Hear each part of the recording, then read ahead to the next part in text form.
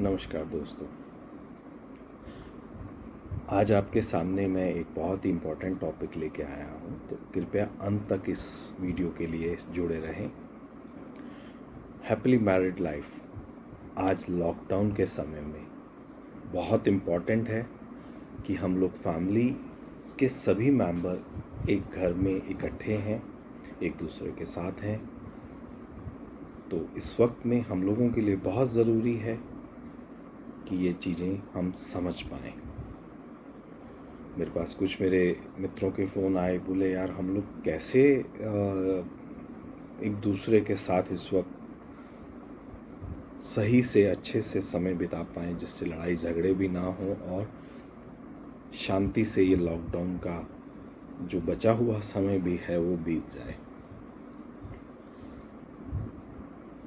ये जो बातें हैं इस लॉकडाउन में भी काम आएंगी और आगे भी आपको समय समय पर ये अगर आप याद रखेंगे तो आपके पूरे काम आएंगी।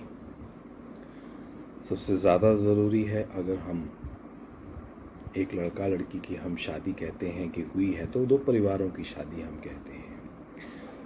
सबसे ज़्यादा ज़रूरी है कि हम जो मैंने बहुत से परिवारों में सुना समझा देखा, तो परिवार चाहे लड़का हो या लड़की हो, एक दूसरे की फैमिलीज़ की रिस्पेक्ट नहीं करते।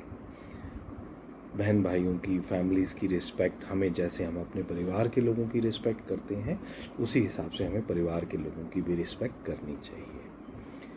घर के कामों में हमें मैक्सिमम एक दूसरे के साथ देना चाहिए।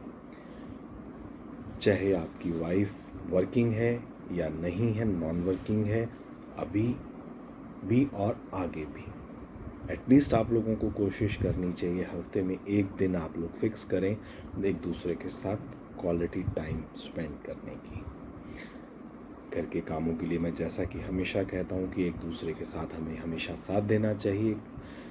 आज के वक्त में दोस्तों बहुत ज़रूरी है कि आदमी जो घर का पुरुष है वो सभी तरह के कामों को करने में किसी भी तरह का निसंकोच ना करे। अगर आपके बच्चे हैं तो बच्चों की जिम्मेवारियां भी जितनी आपकी वाइफ की हैं उतनी आपकी भी हैं। दूसरा सबसे ज़्यादा जो ज़रूरी होता है, अपने घर की बातों को घर पर ही रखें, बाहर ना लेके जाएं। सिवाय आपका इस विषय पर मजाक उड़ने के अलावा कुछ नहीं होगा, तो कृपया अपनी घर की बातें अपने घर पर ही सुलझाएं।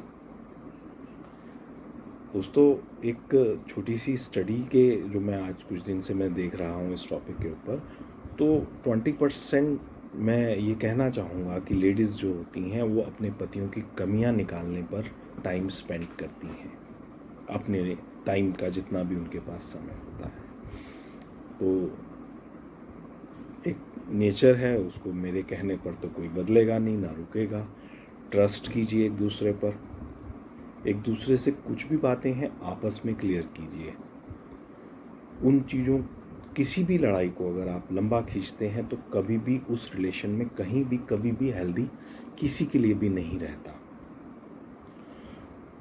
कोशिश कीजिए कोई भी बात है एक दूसरे से आपस में ही उसको क्लियर किया जाए।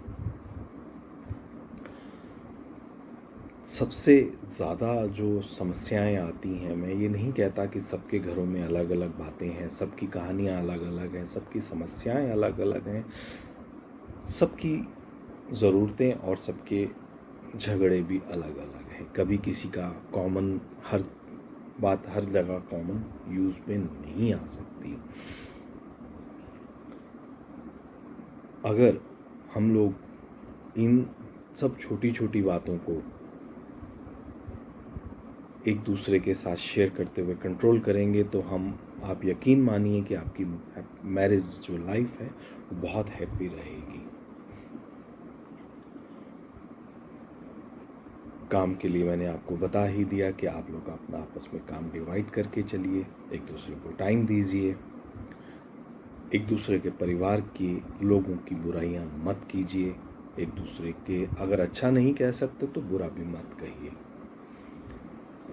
सबसे ज़्यादा जो मुश्किल समय होता है वो यही होता है कि हम एक दूसरे को बातें कह जाते हैं उन बातों का असर लंबे समय तक परिवार के, ख़ास तौर से लेडीज़ के लिए मैं कहूँगा कि मेरी जितनी भी बहनें हैं वो इन बातों को लॉन्ग टाइम तक अपने दिमाग में बिठाए रखती हैं।